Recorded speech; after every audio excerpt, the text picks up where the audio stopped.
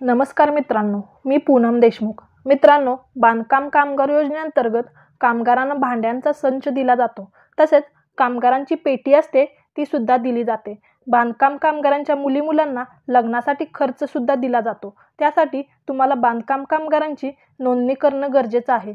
याचा online form भरणं गरजेचं आहे। तर बांधकाम कामगारांसाठी ऑनलाईन पद्धतीने कशा पद्धतीने नोंदणी करायची याची सर्व माहिती तुम्हाला या व्हिडिओमध्ये सांगणार आहे। व्हिडिओ नक्कीच शेवटपर्यंत पहा। चॅनलवर नवीन असाल तर लगेच चॅनलला सबस्क्राइब करा, म्हणजे आपले महत्त्वपूर्ण व्हिडिओ आणि अपडेट तुमच्यापर्यंत पोहोचतील। चला मग व्हिडिओला सुरुवात करूयात। तर मित्रांनो, बांधकाम कामगार योजनेचा ऑनलाईन फॉर्म भरण्यासाठी तुम्हाला या वेबसाईटवर यायचं आहे। mahabocw.in या वेबसाईटवर यायचं आहे। या वेबसाईटची लिंक तुम्हाला खाली डिस्क्रिप्शनमध्ये दिलेली आहे। महाराष्ट्र इमारत व इतर बांधकाम कामगार कल्याणकारी मंडळ या वेबसाईटवर आल्यानंतर तुम्हाला थोडं खाली यायचं आहे। खाली आल्यानंतर तुम्हाला इथे भरपूर ऑप्शन दिसतील। त्यामध्ये तुम्हाला दिलेला आहे कन्स्ट्रक्शन वर्कर रजिस्ट्रेशन। हा जो पहिला ऑप्शन आहे हिरव्या कलरच्या बॉक्समध्ये, कन्स्ट्रक्शन वर्कर रजिस्ट्रेशन या ऑप्शनवर क्लिक करायचं आहे। क्लिक केल्यानंतर एक नवीन पेज ओपन होईल।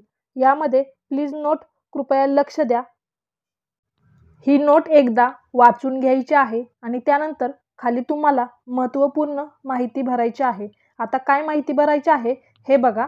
तर पहिला ऑप्शन आहे तो म्हणजे आधार नंबर। यामध्ये तुम्हाला आधार नंबर टाकायचा आहे। ज्या व्यक्तीचा फॉर्म भरताय त्याचा इथे आधार नंबर टाकायचा आहे।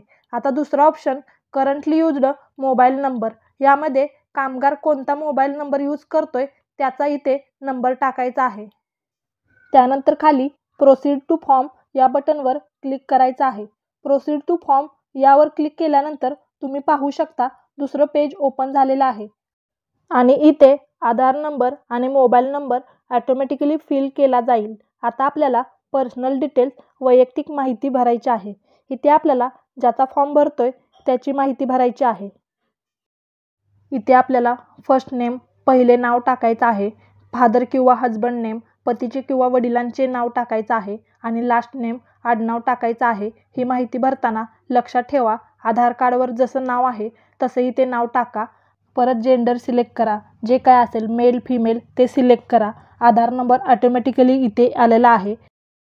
परत तुमचं मॅरिटल स्टेटस, वैवाहिक स्थिती, तुम्ही मॅरिड आहात की अनमॅरिड आहात की सिंगल आहात, जे काय आहे ते सिलेक्ट करायचं आहे। वैवाहिक स्थिती निवडल्यानंतर पेज स्क्रोल केल्यानंतर परत डेट ऑफ बर्थ, इथे तुमची जन्मतारीख टाकायची आहे। आधार कार्डवर जशी जन्मतारीख आहे तशीच इथे टाकायची आहे। जन्मतारीख टाकल्यानंतर एज, वय इथे ऑटोमॅटिकली येईल। त्यानंतर कॅटेगरी विचारली आहे, जशी की जनरलमध्ये आहात, SC ST OBC ज्यामध्ये येत असाल ते इथे सिलेक्ट करा। त्यानंतर इथे आपला मोबाईल नंबर ऑटोमॅटिकली आलेला आहे। ही माहिती भरून झाल्यानंतर स्क्रोल करून खाली यायचं आहे। खाली आल्यानंतर ॲड्रेस ॲज पर आधार कार्ड, आधार कार्डवर जसा पत्ता आहे तसाच इथे भरायचा आहे। हाऊस नंबर, बिल्डिंग नंबर, घर क्रमांक, इमारत क्रमांक असेल तर टाका, नाहीतर सोडून द्या। रोड, रस्ता असेल तर टाका, नाहीतर सोडून द्या। परत एरिया, विलेज, क्षेत्र, गाव, इथे आपलं गाव टाकायचं आहे। परत सिटी, शहर, सिटी जे असेल ते इथे टाकायचं आहे। त्यानंतर इम्पॉर्टंट प्लेस नियर बाय, महत्त्वाची जागा जवळपास, महत्त्वाची जवळची जागा इथे टाकू शकता। पण लक्षात ठेवा, जे काय स्टार मार्क रेड कलरमध्ये आहेत ते तुम्हाला महत्त्वाचे भरायचे आहेत। बाकी ऑप्शन नाही भरले तरी चालेल। त्यानंतर स्टेट निवडायचं आहे, आपलं महाराष्ट्र। त्यानंतर तुमचा जिल्हा, तालुका असेल तो इथे निवडायचा आहे आणि तुमच्या तालुक्याअंतर्गत तुमचं पोस्ट येतं ते इथे पोस्ट ऑफिसमध्ये निवडायचं आहे। पोस्ट ऑफिस निवडल्यानंतर ऑटोमॅटिकली इथे तुमचा पिनकोड येईल। ही सर्व माहिती व्यवस्थित भरायची आहे। त्यानंतर खाली यायचं आहे। खाली आल्यानंतर फॅमिली डिटेल्स, कौटुंबिक तपशील ही माहिती द्यायची आहे। यामध्ये आता ज्याचा फॉर्म भरताय त्याची माहिती ऑटोमॅटिकली इथे आलेली आहे। इथे फक्त प्रोफेशन, व्यवसाय टाकायचा आहे। तो कामगार काय करतो ते इथे टाकायचं आहे। प्रोफेशन झाल्यानंतर इथे एज्युकेशन म्हणजे त्याचं शिक्षण काय झालेलं आहे ते इथे भरायचं आहे। त्यानंतर नॉमिनी, इथे काही करायची गरज नाही, बाकी काही भरायची गरज नाही. त्यानंतर खाली ॲड मोर ऑप्शन आहे, त्यावरती क्लिक करायचं आहे. ॲड मोरवरती क्लिक केल्यानंतर आई वडील, पत्नी, मुलगा मुलगी जे असेल त्याचा आपल्याला नॉमिनी लावायचा आहे आणि त्यासाठी आपल्याला ही माहिती भरायची आहे. त्यासाठी आई वडील पत्नी असेल त्याचं इथे नाव पहिल्यांदा येणार आहे, त्यानंतर आडनाव येणार आहे आणि त्यानंतर हजबंड किंवा फादर नेम येणार आहे. इथे पहावरती नोटसुद्धा दिलेले आहे. इथे पहिलं नाव टाका, आडनाव टाका, हजबंड किंवा फादर नेम टाका, त्यानंतर जन्मतारीख टाकायची आहे. त्यानंतर पत्नी असेल, मुलगा असेल, आई वडील असेल ते सिलेक्ट करायचं आहे.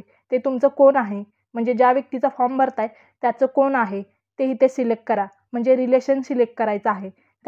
त्यानंतर ज्या व्यक्तीची माहिती भरताय त्याचा आधार नंबर टाका, तो व्यवसाय काय करतो, त्याचं शिक्षण काय झालेलं आहे ते इथे भरायचं आहे आणि पुढे तुम्हाला नॉमिनी ऑप्शन सिलेक्ट करायचं आहे. त्यानंतर ऑलरेडी बांधकाम कामगार नोंदणीकृत असाल तर टिक करू शकता, नाहीतर सोडून द्या.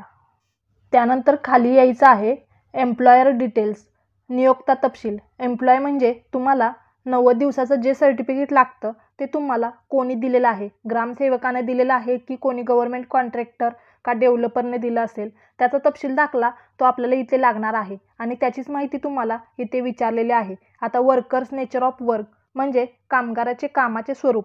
90 दिवसाचे सर्टिफिकेट ते घ्यायचं आहे. त्यामध्ये कामगार काय आहात, तुम्ही कोण आहात, ऑल टाईप ऑफ वर्कर असेल, स्लॅब वर्कर असेल किंवा पेंटर असेल, जे काय असेल ते इथे सिलेक्ट करायचं आहे. तुमचं जे 90 दिवसाचं सर्टिफिकेट आहे त्यावर ते दिलेलं असेल ते इथे निवडायचं आहे. त्यानंतर दुसरा ऑप्शन टाईप ऑफ इश्युअर, जारी करण्याचा प्रकार. तुमचं जे 90 दिवसाचं सर्टिफिकेट आहे ते तुम्हाला कोणी दिलेलं आहे, कॉन्ट्रॅक्टरने दिलेलं आहे, डेव्हलपरने दिलेलं आहे की ग्रामसेवकाने दिलेलं आहे की नाका कामगार याने दिलेलं आहे, ते इथे तुम्हाला निवडायचं आहे.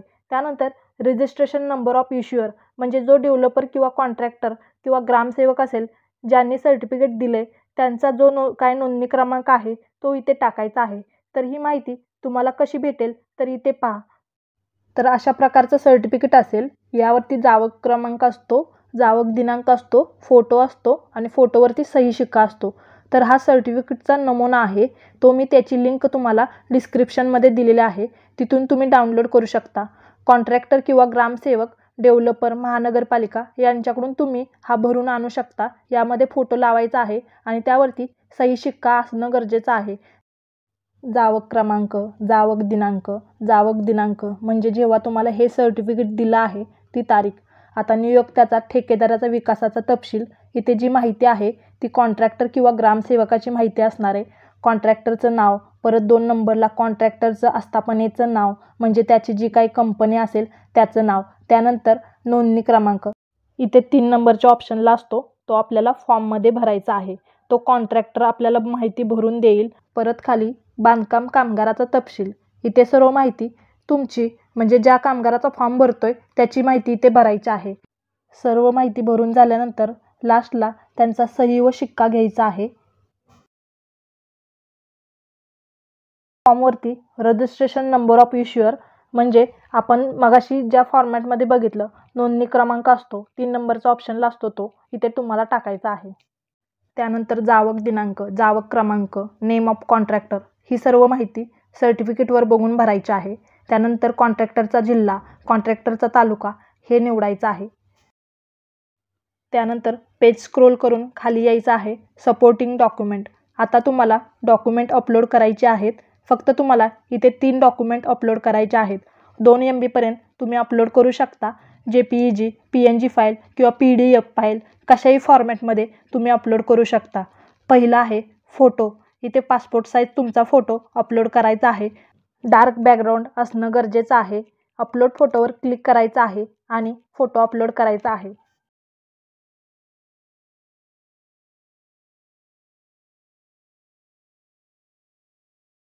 परत ॲप्लिकंट थंब प्रिंट, अर्जदार अंगठा प्रिंट याचा फोटो अपलोड करायचा आहे. त्यानंतर आधार कार्डचा फोटो अपलोड करायचा आहे आणि 90 डेज वर्क सर्टिफिकेट, 90 दिवसाचं कामाचं प्रमाणपत्र खाली अपलोड करायचं आहे. सर्व डॉक्युमेंट अपलोड केल्यानंतर पेज थोडं स्क्रोल करायचं आहे. खाली सेल्फ डिक्लेरेशन वाचून त्यावरती टिक करायचे आहे. सर्व माहिती व्यवस्थित भरली आहे का एकदा चेक करून नंतर सेव्ह बटनवर क्लिक करायचं आहे. सेव्ह बटनवर क्लिक केल्यानंतर send OTP on this number यावर क्लिक करायचं आहे. त्यावरती क्लिक केल्यानंतर आपण जो मोबाईल नंबर दिलाय त्यावरती एक OTP येईल, तो इथे टाकायचा आहे आणि व्हॅलिडेट OTP यावरती क्लिक करायचं आहे. त्यानंतर आपल्याला एक पॉपअप येईल, ॲप्लिकेशन सेव्हड, तिथे आपण ओके करायचं आहे. आता आपला फॉर्म सबमिट झालेला आहे. असेच नवीन नवीन व्हिडिओ पाहण्यासाठी आपल्या चॅनलला सबस्क्राईब करा आणि व्हिडिओला लाईक करा. जय हिंद, जय महाराष्ट्र. धन्यवाद.